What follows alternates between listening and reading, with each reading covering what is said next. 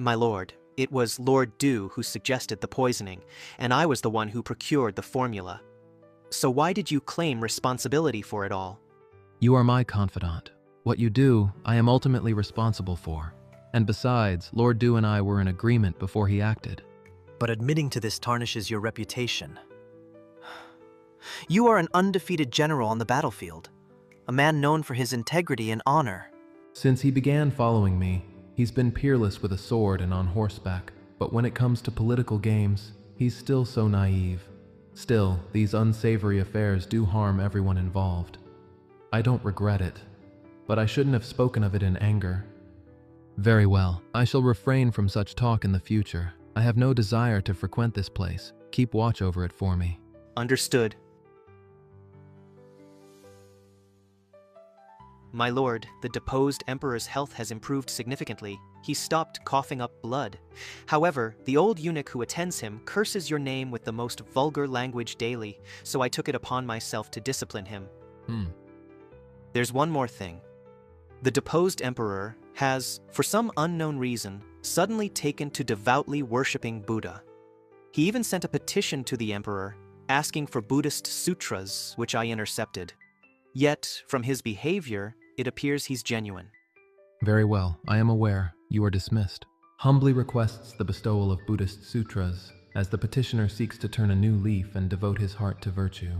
Xiao Ding? Devoting his heart to virtue? What a goddamn joke. I didn't hit him hard enough that day. I'd better go see for myself.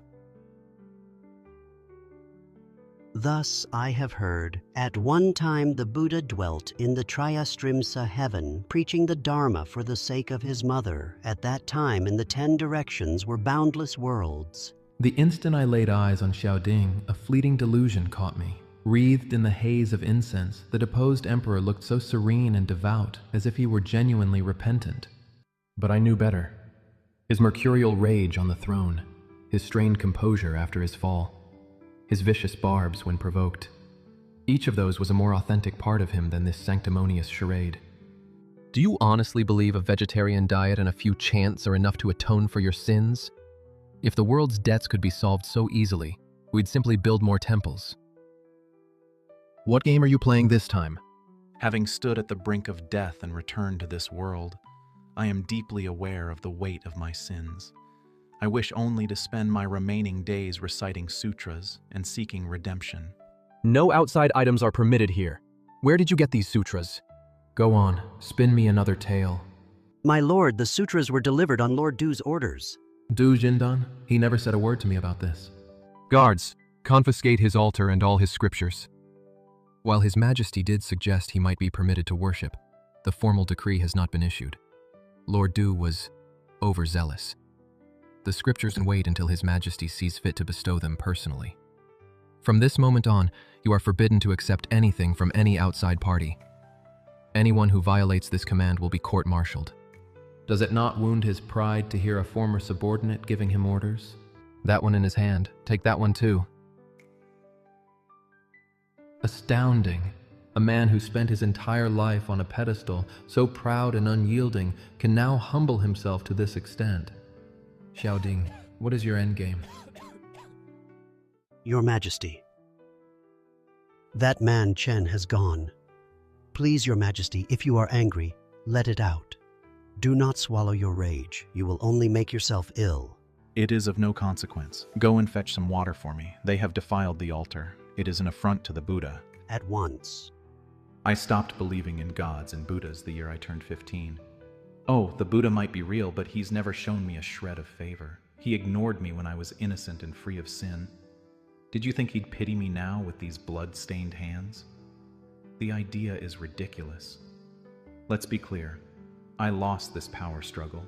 For now, my only choice is to lie low, to bide my time and survive. I need to be alive. To have the chance to crush that man under my heel again, and with so many eyes watching my performance, I have to be utterly convincing. What is Du Jindan's true motive for sending those scriptures behind my back? Unless... That man will remain a fatal threat as long as he lives. If he ever regains power, the death toll won't stop with the two of us. It will be countless. If you lack the stomach for it, I will handle the matter myself. But murdering a defenseless man is dishonorable, and doing so now could destabilize the court. Chinzimi, remember the fire in the harem all those years ago? We will speak of this another time. Despite all my precautions, is Du Jindan finally making his move? He sends scriptures today. What will it be tomorrow? What I never admitted to Du Jindan was this. I don't truly want Xiaoding dead. I want to keep him caged forever. And if my own death is imminent, I will run him through with my sword first. Take these sutras and burn them in a place where no one will see. Ensure you are not discovered. What is your name? This lowly one is Chen Yu. From now on, you will report directly to me on the security of Jinghua quarters. If you notice anything unusual, inform me at once. As you command, my lord. Your Majesty. I was just taking a walk, and I just happened to wander here. Oh, to run into you, my dear minister, what a remarkable coincidence. Your Majesty, if you're on this path, Your Majesty, were you hoping to visit Jinghua quarters? No, I wasn't. I really wasn't. This is just my luck. My first time trying to secretly visit Brother Xiaoding, my fellow captive, and I run into him of all people. So he risked my wrath to sneak a visit to his disgraced brother? He has a compassionate heart. A ruler like him would certainly be different from Xiaoding.